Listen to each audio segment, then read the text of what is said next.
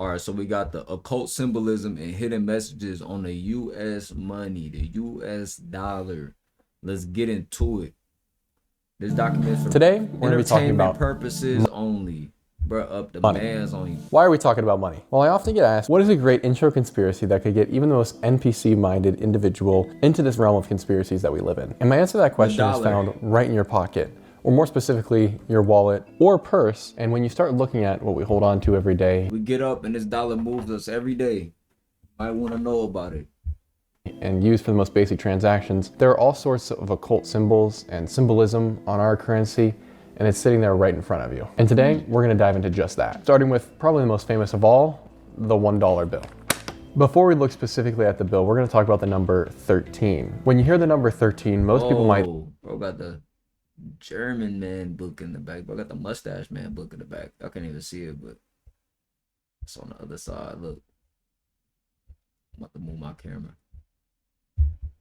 Whoa. Whoa, what's that right there? Y'all see my marker?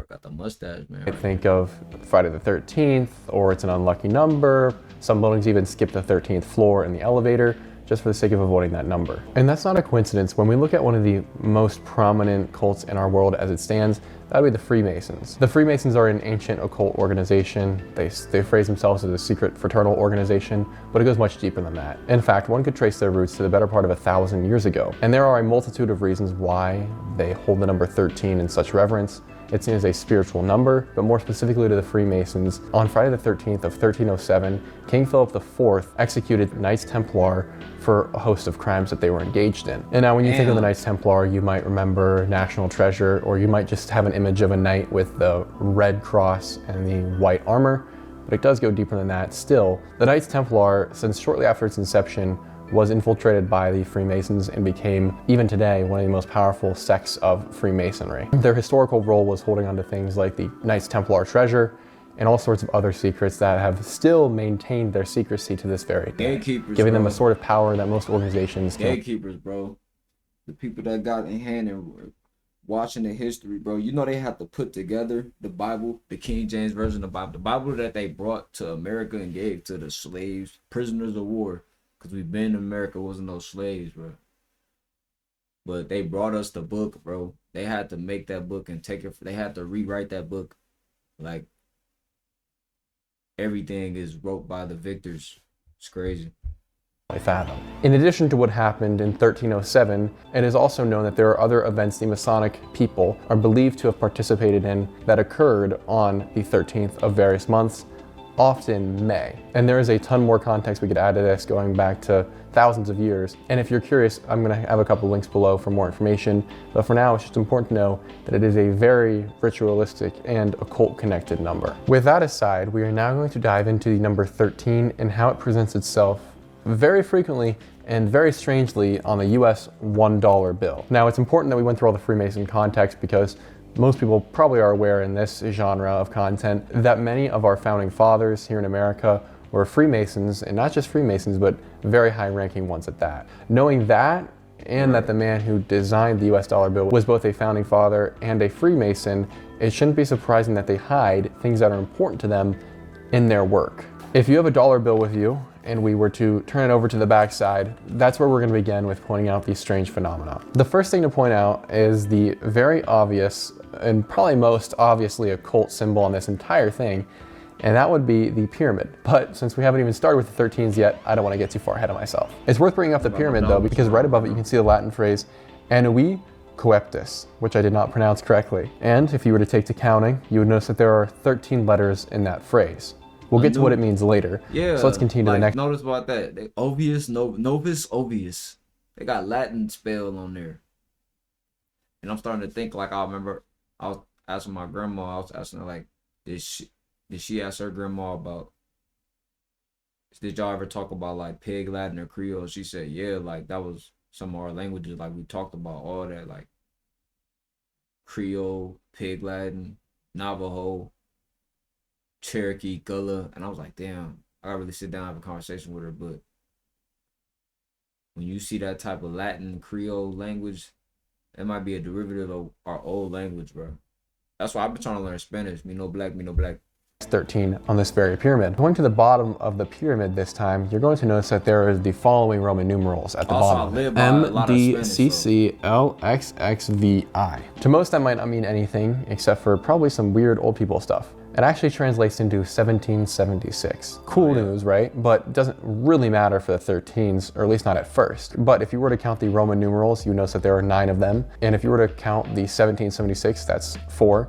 Adding those together, we have our second 13. Continuing with the pyramid, one will notice pretty quickly that if you were to start counting the tiers of bricks that make it up, before you get to the all-seeing eye, there are 13 levels. So already we have several 13s, but staying with the same side of the seal, 13 if levels you were to go of the through the pyramid. center of it and look off where this floral design is, there are these bulbs or circles. I'm not quite pearls. sure what they're supposed to be, but if you were to count them all up, there's another 13 of them. Look like pearls to me. And I know there's another Latin phrase at the bottom beneath the pyramid. We're gonna get to that one in a second when we get into the meaning section. Flipping over to the right half of the back of the $1 bill now, you're going to find an eagle with a shield and some stuff going on. Now looking at the eagle at the bottom right foot as we see it, in his talons there are 13 arrows which are meant to represent war, as in we're always ready to go. And on the left there is an olive branch. Counting it up, this olive branch has 13 leaves. Looking really closely, so you notice that there are 13 olives on that olive branch. Shifting our gaze to the middle, you will notice that there is a shield. I ain't gonna lie to you. Why does sometimes when I be looking at these symbols, it be looking like something's getting conquered. It look like the eagle's getting conquered. I don't know. Like, oh, the eagle represents this, but to me it look like the eagle getting restrained. You got the U.S. doctrine on the beak. You got the land on the left, and you got the war on the right. Maybe I'm taking to it because when they broke, I forgot who it was. It was either Didi Got a Podcast or UBTV, one of them. But they was breaking down how like the Siberian flag is a bunch of head. Or it was either somebody on Facebook maybe, but the Siberian flag, it used to have a bunch of chopped off old melanated heads on there. Like, it's crazy. Like showing like we conquered these people basically, or how some of them flags would be the hawk stepping down on the snake or something like that, you know. Eagle, and this shield has on the bottom 3/4 13 separate lines. At first that may seem to be all just the number 13, but taking it a step further, it is believed, based on some of the original writings and some later interpretation, that these 2 lines represent 2 different beings. The white lines representing man, and the darker lines representing God. If you were to look really closely, people get this idea because each of these black lines is actually comprised of 3 separate lines meant to represent the triune God. And even further analysis would show us that there are fewer lines for God than for man. And if you know anything about the Masons, they most certainly view themselves as being above God. Scooting up above where we just were, you'll notice that there is a block of lines.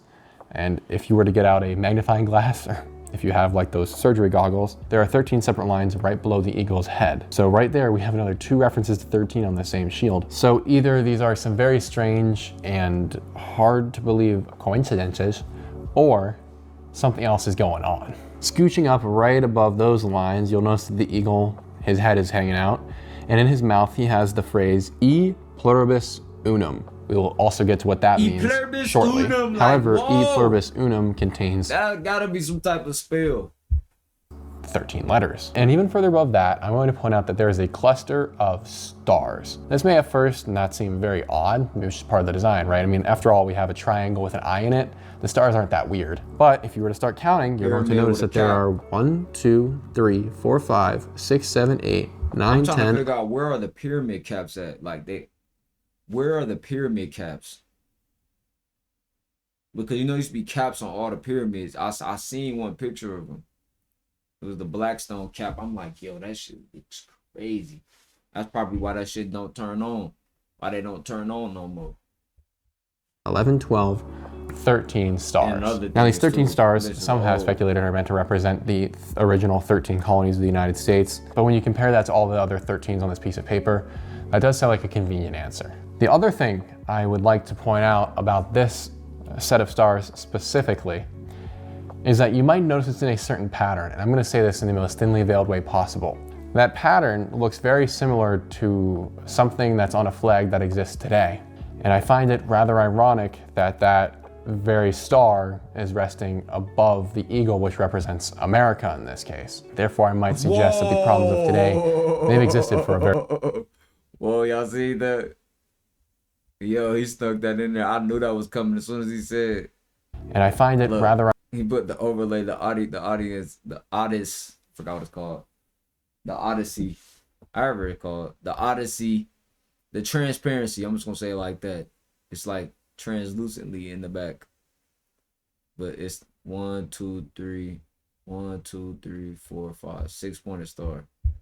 Ironic that that very star is resting above the eagle, which represents America in this case. Therefore, I might suggest that the problems of today, they've existed for a very long time. On this same seal, you can also see there are another 13 berry things extending out from the eagle's side. And now to bring it home, we're actually going to be flipping to the other side of the dollar bill for this one. On this side, there is only a single example of the number 13 insofar as I'm aware or have seen in my research. And it's actually beneath this transparent 1 on the right side of George Washington's face. And in there, you're going to see the seal of the Department of the Treasury. And within that seal, there is going to be this banner towards the bottom half of the shield. And on that shield, you're going to see an arc of 13 stars, which then would suggest that there's a Freemasonic element to the control of the Treasury. That'd be a rabbit hole we don't have time for. And if you've been paying attention and counting since we started this, you may have then noticed that if you were to include everything on the back of this bill, as well as the one instance of 13 on the front,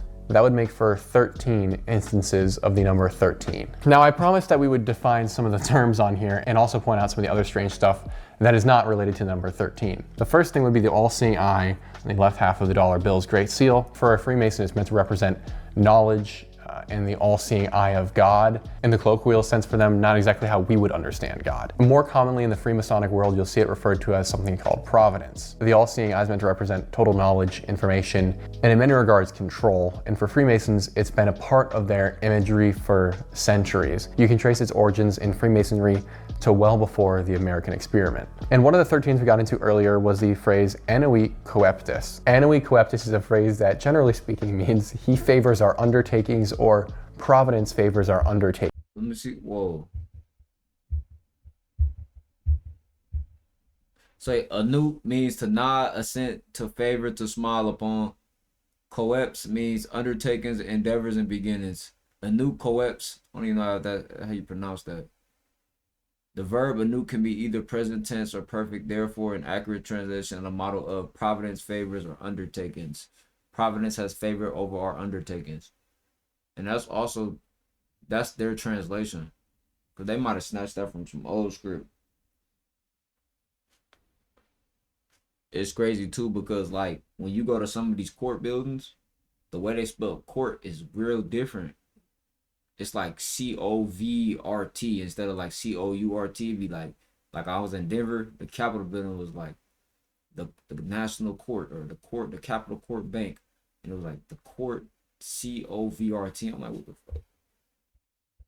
Favors our undertakings or providence favors our undertaking. And when spaced out and placed right above the eye, kind of leaving room for it in the phrase, it is meant to symbolize that eye, with all this historical significance, is what is favoring the undertaking of the American experiment. Beneath that, at the bottom of the pyramid, we have once again the phrase Novus Ordo Seclorum. Okay, so my bad, you guys. I got distracted and completely forgot to record the rest of this segment. So quickly, Novus Ordo Seclorum translates from Latin to, roughly speaking, a new order of the ages, or you could also take it as a new world order. And I don't think I need to tell anyone here why that would be such an odd thing for a bunch of Freemasons to write on our currency. Money. All right, back to the rest of the video. Finally, to end out the Latin test, we have the phrase e pluribus unum, which means, roughly speaking, once again, out of many, one. Whatever that really means is up to you. Some people have interpreted that as coming from Europe, or out of the many ages of people trying to build a nation like America. We have this one.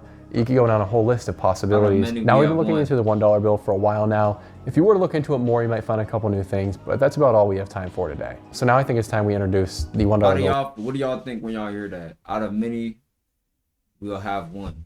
That's what we said.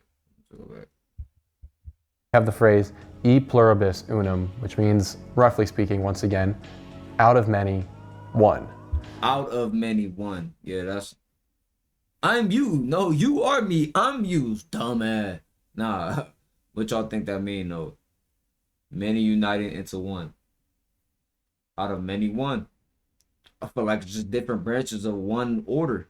If they talking about they want one world order, if they all align back to um some type of group, and it's all one. It doesn't matter if they're on one part of the world or the other part of the world, bro. Like they all sanction in. Once you sanction, you sanction. And it could be renegades going around, but it's gonna be a small group that control them renegades. And it's, let's say it's a renegade on another level, it's gonna be another group that control them.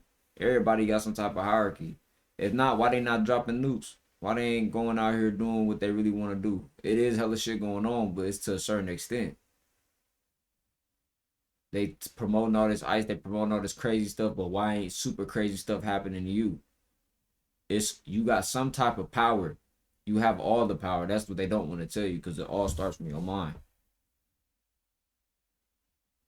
Like, you give them the power. But that's neither here nor there. Like, Whatever that really means is up to you. Some people have interpreted that as coming from Europe or out of the many ages of people trying to build a nation like America. We have this one. You could go down a whole list of possibilities. Now, we've been looking into the $1 bill for a while now. If you were to look into it more, you might find a couple new things, but that's about all we have time for today. So now I think it's time we introduce the $1 bill's friend, the $5 bill.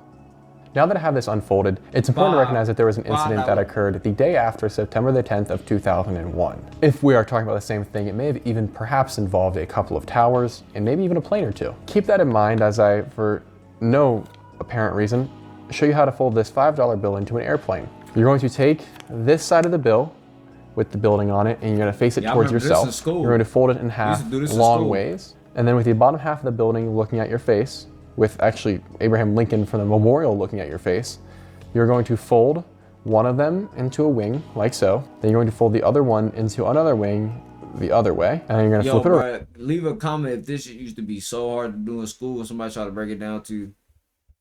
And you're going to look at it and you're going to go, huh, that kind of looks like a building just sitting out there in the skyline on maybe a cloudy day.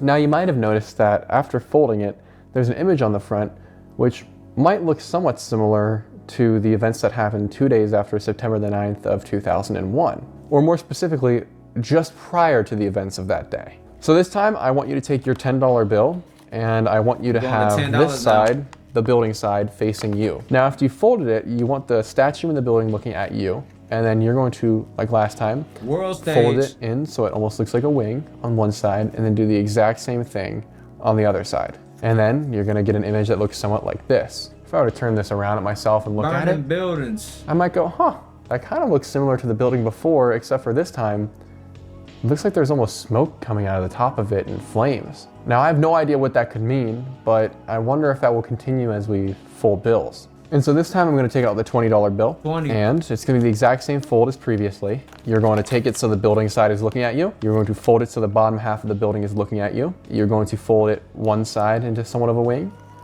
the other one into somewhat of a wing, and then you're going to have this image. And now, if you were more circumspect, you might notice that that looks like a place where global trade may have once occurred, and it would appear that the building that was on the 5 completely intact. On the That's so intricate too. That's so intricate, because you see like the little buildings in the back. That's what stamped it. Look like a skyline view. Crazy. 10 had some flames coming out of it and smoke, is now dramatically reduced in size, almost like a controlled demolition, and has smoke and flames coming out of it still. Again, resembling a series of events that may have occurred about 3 days after September the 8th of 2001. Now, if you were to flip that $20 bill over, you may notice that there's an image on the reverse side this time as well. And what's interesting about this image is if you were to look up what happened 4 days after September the 7th of 2001, there are images online that bear an uncanny resemblance of what happened to a 5-sided building that happened to contain that's what happened to the Pentagon. I remember that. Information on missing trillions of dollars inside of it. Keeping this 20 in mind, I want to go now to the $50 bill. I think at this point you probably understand how to fold them. If not, feel free to watch through the other ones. It's the same process. And I'm going to hold this up for you, and it would now appear to show where once buildings were, nothing but a little nub stands at the bottom with some smoke present and just ruins. And it's so funny to me to think that the designs for these bills came out well before the events that took place 5 days after September the 6th of 2001. And now we're gonna end with the 100. I've unfolded this one so you guys can see I'm choosing an older bill. I did test it with a newer bill and you can still see the design. It's just slightly different because there's a partial redesign. I was just gonna say that. I'm like, bro, I hope you got an old honey. That happened. Folding it the same way we have before. Now looking at this bill, you're going to notice that there is no longer what we believed on the other images to be a building there. So we can presume that whatever building was there is no longer there. And clear. If you are familiar with the events that took place 6 days after September the 5th of 2001, that might seem a little familiar to you. My bad. Now that we've gone through all the denominations, at least the popular ones, and we've seen that there is a bizarre sort of correlation to sure something going on with money, man. Let me know if y'all learned something new in this video or is information you already knew. But at the same time, we be having to refocus on stuff like this, bro, because we chase this dollar every day, not knowing it's all staged fiat dollar. What that got to do with anything? How is this gonna change anything? Well, maybe it changed your perspective of how much you value money or how much you let it tug on your energy. You know, that's all I'm saying.